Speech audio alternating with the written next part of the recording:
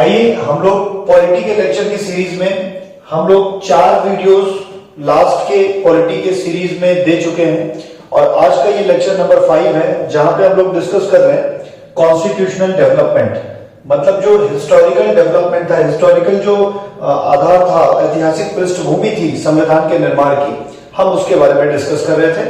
तो हम लोगों ने प्रीवियसली 4 लेक्चर पढ़ लिए जो पॉलिटी के सीरीज में दिए गए हैं। अगर आपने वो चारों लेक्चर नहीं देखे हैं तो पहले आप जाकर के उन चारों लेक्चर्स को देख लीजिए ताकि कंटिन्यूटी में आपको पूरी पॉलिटी समझ में आती है।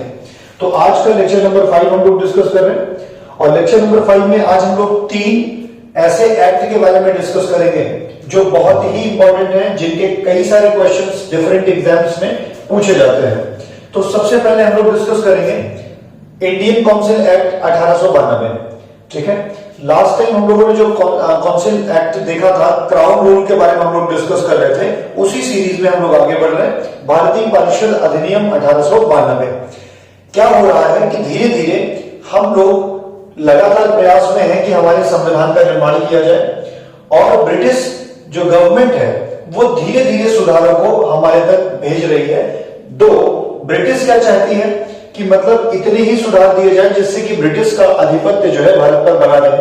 बट वी आर ट्राइंग, हम लोग कोशिश कर रहे हैं कि हमको आजादी मिल जाए, हमें पूर्ण स्वराज मिल जाए। तो अब इसमें एक एक प्रक्रिया धीरे धीरे भारत के पक्ष में आती है। कुछ एक्ट आए, उस एक्ट के माध्यम से धीरे धीरे संविधान निर्माण होता है। तो अब इस एक्ट अधिनियम के तहत इसके फीचर्स क्या है, क्या क्या इंपॉर्टेंट बातें हैं, आइए डिस्कस करते हैं। इस अधिनियम में जो लेजिस्लेटिव काउंसिल हुआ करती थी, मतलब जो आपकी विधानसभा हुआ करती थी, उसके पावर को बढ़ा दिया गया, उसकी शक्ति को बढ़ा दिया गया। क्या बढ़ाया गया कि पहले जो होता था विधानसभा में जो बजट हुआ करता था उस पर ना तो मत दे सकते थे राज्यों की विधानसभा, प्रांतीय जो विधानसभा थी, और ना ही उस पर चर्चा कर सकती थी। लेकिन 1892 के अधिनियम ने यह अधिकार दे दिया कि बजट पर, जो बजट होगा केंद्रीय, उस पर प्रांतीय सरकारें क्या कर पाएंगी, डिस्कस कर पाएंगी, मतलब उस पर चर्चा कर पाएंगी। लेकिन अभी भी उन्हें वोट देने का अधिकार नहीं है यहाँ पे। ठीक है, तो 1892 के अधिनियम ने क्या किया, जो लेजिस्लेटिव काउंसिल होती थी, जो विधानसभा होती थी, ठीक है ना, उस विधानसभा की संख्या को, उसकी पावर को थोड़ा सा बढ़ा दिया, संख्या नहीं पावर को बढ़ा दिया, और उस पावर में शक्तियों के विस्तार में क्या किया कि उन्हें बजट पर चर्चा करने का अधिकार दे दिया। तो किस अधिनियम ने दिया, 1892 के अधिनियम ने दिया। और एक बात ध्यान दिया कि लेकिन अभी ना तो वो लोग वोट दे सकते थे और ना ही पूरक प्रश्न पूछ सकते थे, सप्लीमेंट्री क्वेश्चन नहीं पूछ सकते थे। तो पूरक प्रश्न पूछने का भी अधिकार बजट पर अभी तक नहीं है भारतीयों को, और ना ही जो विधानसभा है उसको यह अधिकार है कि वो उस पर वोट दे सके बजट पे। बस बजट के बारे में विचार विमर्श किया जा सकता है। तो जरूरी बात क्या है 1892 के अधिनियम से, एक जरूरी बात है कि पावर बढ़ाई गई, उस पावर में केवल एक ही चीज बढ़ी है कि बजट पर वो चर्चा कर सकते हैं, ना तो मत दे सकते हैं और ना ही उसमें पूरक प्रश्न पूछ सकते हैं, कॉम्प्लीमेंट्री क्वेश्चन पूछ सकते हैं।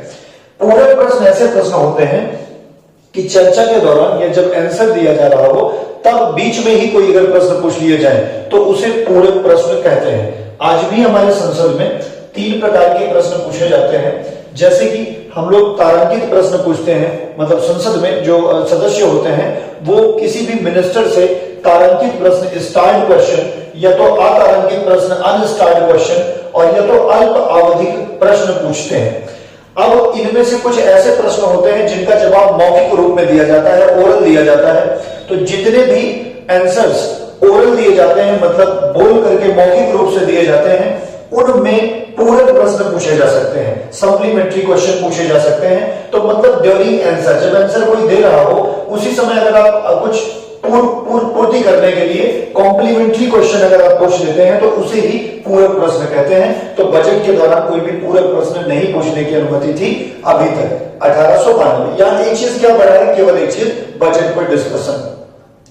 अब इसके बाद हम लोग डिस्कस कर रहे हैं भारतीय जो एक अगला अधिनियम आया है 1909 में, जिसे हम लोग मार्ले मिंटो सुधार के नाम से भी जानते हैं। मार्ले मिंटो सुधार, मार्ले मिंटो 2 व्यक्ति हैं। मार्ले जो है वो सचिव हैं, सेक्रेटरी ऑफ स्टेट्स, जो इंग्लैंड में बैठते हैं, लंदन में बैठते हैं, और मिंटो जो है वो वायसराय है। वायसराय भारत में रहते हैं, जो अंग्रेजों का प्रतिनिधि है। ठीक है। तो मार्ले मिंटो सुधार में दो व्यक्ति, मार्ले कौन थे, सचिव थे, और मिंटो कौन थे, वायसराय थे।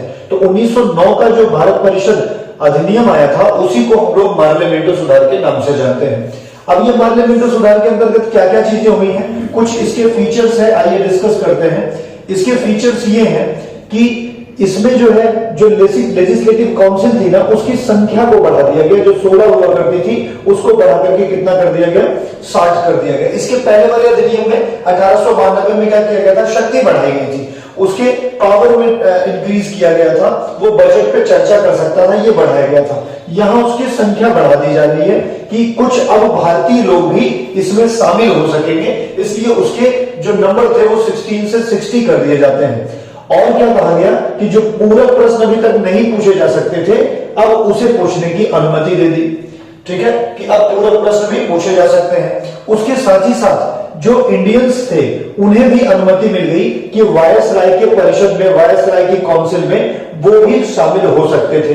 ठीक है, तो आपको इसमें कितनी बातें की, पूरक प्रश्न यहां अलाउ नहीं था, वहां अलाउ हो गया।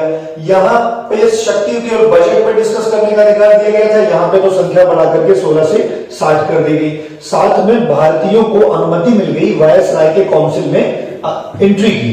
तो पहले व्यक्ति जो थे ना वो सत्येंद्र प्रसाद सिन्हा थे, जो भारतीय वायसराय की काउंसिल में सबसे पहले इंडियन के रूप में शामिल हुए थे। ये बहुत ही इंपॉर्टेंट क्वेश्चन है, कौन ऐसा व्यक्ति था जो सबसे पहली सदस्य के रूप में वायसराय की काउंसिल में भारतीय सदस्य के रूप में शामिल हुआ, सत्येंद्र प्रसाद सिन्हा।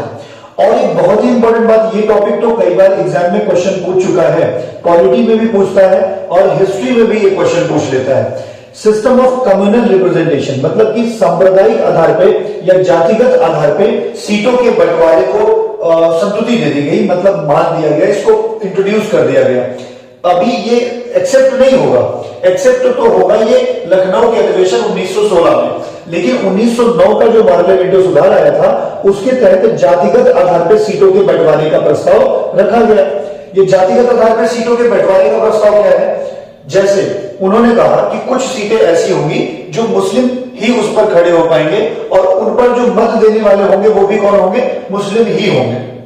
ठीक है, तो इसी को जातिगत आधार पर सीटों के बंटवारे का प्रावधान कहा गया। इसीलिए क्योंकि मिंटो जो भारत के वायसराय हैं उनके समय में ये जातिगत आधार पर सीटों का बंटवारा आता है, इसीलिए मिंटो को, लॉर्ड मिंटो को सांप्रदायिकता का जनक भी कहा जाता है, फादर ऑफ कम्युनलिज्म।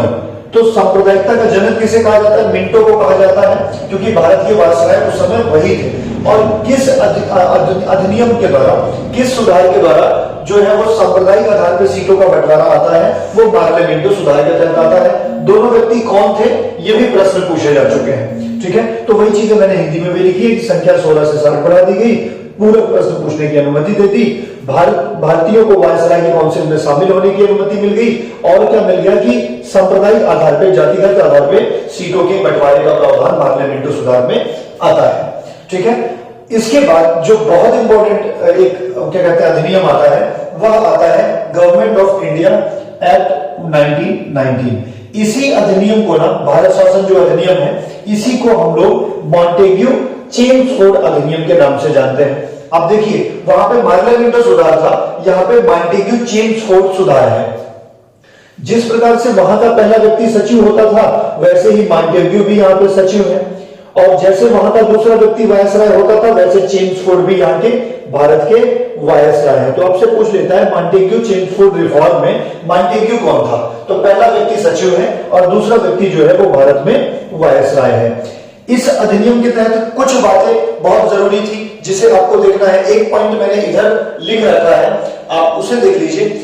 इसमें सबसे पहली बात यह की जाती है कि जो प्रांतीय सब्जेक्ट थे, मतलब जो प्रांतीय सरकारें होती थी, उसमें जो विषय हुआ करते थे विधानसभा में, उसे डिवाइड करके दो भागों में कर दिया गया। एक तो हस्तांतरित विषय कर दिया गया, ट्रांसफर सब्जेक्ट्स कर दिए गए, और एक रिजर्व सब्जेक्ट कर दिए गए।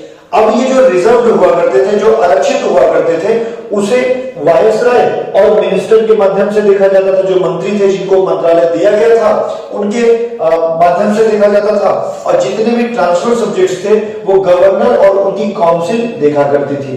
ठीक है, तो ये बहुत डिटेल में नहीं याद रखना है, आपको ये याद रखना है कि प्रांतीय विषयों को मार्ले मिंटो सुधार के, सॉरी, मॉन्टेग्यू चेम्सफोर्ड सुधार के अंतर्गत दो प्रकार से ट्रांसफर्ड और रिजर्व कैटेगरी में विभाजित कर दिया गया था। किस सुधार के अंतर्गत किया गया था प्रांतीय विषयों को विभाजित? वो था मॉन्टेग्यू चेम्सफोर्ड सुधार। ठीक है, और दूसरा पॉइंट क्या था इसमें जरूरी मॉन्टेग्यू चेम्सफोर्ड सुधार में कि बजट को अलग कर दिया गया, मतलब प्रांतीय बजट को केंद्रीय बजट से अलग कर दिया गया। जैसे कि केंद्रीय बजट का मतलब केंद्र सरकार बजट पेश करती थी, तो केंद्र सरकार अभी तक प्रांतों के भी बजट, राज्यों के भी बजट पेश करती थी, लेकिन 1919 में सुधार जो आया था उसमें यह कहा गया कि प्रांतीय सरकारें अपनी बजट खुद तैयार करेंगी। तो इसका मतलब क्या है कि जो प्रोविंशियल जो लेजिस्लेचर है, मतलब जो प्रांतीय विधानसभाएं हैं, उनको पावर दे दी गई, शक्ति दे दी गई क्या करने की? खुद का बजट खुद बनाने की। तो अभी तक जो बजट एक साथ पेश होता था केंद्र और राज्यों का, उन्हें अलग अलग कर दिया गया मॉन्टेग्यू चेम्सफोर्ड रिफॉर्म में। ठीक है, अब जरूर पेन पेपर लेकर के नोट्स इंपॉर्टेंट पॉइंट्स का बनाते रहिए, ताकि जब कभी रिवाइज करना पड़े तो आपको जल्दी से रिवाइज हो जाए, आपको बार बार किताबें ना देखनी पड़े। और क्या किया गया इसमें 1919 के सुधार में? पब्लिक सर्विस कमीशन, लोक सेवा आयोग के गठन का प्रस्ताव रखा गया। ठीक है ना, और क्या किया गया? एक हाई कमिश्नर की नियुक्ति की गई। कहां पे? इंग्लैंड में, लंदन में। अभी तक क्या होता था, वहां पे मात्र सचिव हुआ करते थे, लेकिन अब वहां दो रेगुलेटिंग बॉडी होगी, तो हाई कमिश्नर की नियुक्ति हो जाने पर कुछ विषय जो सेक्रेटरी के पास अभी तक होते थे उन्हें ट्रांसफर करके कमिश्नर को दे दिया गया। अब वहां पे दो लोग देख रहे हैं चीजों को, एक तो कमिश्नर, हाई कमिश्नर, और दूसरे कौन? दूसरे देख रहे हैं सेक्रेटरी। तो सेक्रेटरी के पास बोझ ज्यादा हो जा रहा था काम का, उसी के कुछ विषयों को ट्रांसफर कर दिया गया, जिम्मेदारियों को ट्रांसफर कर दिया गया। किसको? हाई कमिश्नर को। आपसे ऐसा पूछ लेगा कि हाई कमिश्नर की नियुक्ति किस अधिनियम के तहत प्रस्तावित थी, तो वो कौन सा अधिनियम है? 1919 का मॉन्टेग्यू चेम्सफोर्ड अधिनियम है। और क्या किया गया? और ये चीज किया गया कि जो सेंट्रल, जो केंद्रीय विधानसभा होती थी, जो केंद्रीय संसद थी, उसकी जगह पे एक द्विसदनात्मक व्यवस्था लागू की गई। जो आज हम लोग राज्यसभा और लोकसभा देखते हैं ना, दो सदन, वो व्यवस्था 1919 के अधिनियम के द्वारा ही लागू की गई थी। बाइकैमरल, बाई मतलब डबल, कैमरल मतलब सदन, तो द्विसदनात्मक व्यवस्था 1919 अधिनियम द्वारा ही लागू की गई। और इसके साथ साथ क्या हुआ कि डायरेक्ट इलेक्शन मतलब प्रत्यक्ष निर्वाचन की व्यवस्था की गई। और प्रत्यक्ष निर्वाचन में किसके लिए? इंट्रोड्यूस फॉर लेजिस्लेचर, मतलब प्रांतीय विधानसभाएं जो थी उसके लिए प्रत्यक्ष निर्वाचन की व्यवस्था की गई। ध्यान रहे, अभी तक जो प्रत्यक्ष निर्वाचन में मत देने वाले हैं वो लिमिटेड लोग हैं, जो फ्रेंचाइज है ना वो लिमिटेड है। प्रॉपर्टी के आधार पर, रिचनेस के आधार पर जो जिनको भी मत देने का अधिकार था वही लोग यहाँ पर भी मत दे सकते हैं। सारे के सारे लोग अभी यहाँ पर मत नहीं दे सकते हैं। तो मुझे जहां तक लगता है आपको भारतीय परिषद अधिनियम 1892 बजट पर डिस्कशन करने का अधिकार मिला। 1909 में काउंसिल की संख्या बढ़ाई गई। ठीक है, पूरक प्रश्न पूछने के अधिकार दे दिए गए और भारतीयों को शामिल होने का अधिकार दे दिया गया। पहले व्यक्ति सत्येंद्र प्रसाद सिन्हा थे जो शामिल हुए थे। उसके बाद 1919 के अधिनियम में एक बात हुई, प्रांतीय विषयों को ट्रांसफर्ड और रिजर्व दो कैटेगरी में डिवाइड कर दिया गया। प्रांतीय बजट को केंद्रीय बजट से अलग कर दिया गया और प्रांतों को ताकत दे दी गई, शक्ति दे दी गई ताकि वो अपने बजट खुद बना सकें। पब्लिक सर्विस कमीशन, लोक सेवा आयोग के गठन की बात की गई 1919 के अधिनियम में। और एक नया पद हाई कमिश्नर की नियुक्ति की गई सचिव के साथ। तो कुछ विषय सचिव के हाई कमिश्नर को दे दिए गए और प्रत्यक्ष निर्वाचन का प्रावधान भी प्रांतों के लिए रखा गया। ये सारे प्रावधान जो थे वो 1919 के अधिनियम में रखे गए। अब हम लोग यहीं से 1919 के बाद 1927 साइमन कमीशन की बात करेंगे। थोड़ी सी चर्चा हम आपको कर देते हैं। 1919 के अधिनियम की ही जांच करने के लिए 10 वर्ष बाद एक नए कमीशन की नियुक्ति करनी थी, लेकिन सरकार जल्दबाजी के कारण 8 ही वर्ष में, मतलब 1929 में जो अधिवेशन आना, जो नया अधिनियम आना था जांच करने के लिए, उसको 1927 में ही भारत भेजती है और उसी का नाम है साइमन कमीशन। इसके बारे में पूरी चर्चा हम लोग अगले वीडियोस में करेंगे। आज का वीडियो नंबर 5 आपने देखा, आपको कैसा लगा आप जरूर कमेंट बॉक्स में बताइए।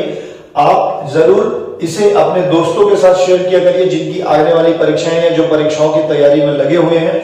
हम लोग लगातार आपके लिए ऐसे वीडियोस लाते रहें, इसके लिए आप जरूर इसे लाइक कर दिया करिए और कमेंट करके ये बताया करिए कि आपको ये वीडियो कैसा लगा। ठीक है, thank you very much. We'll see you in next video.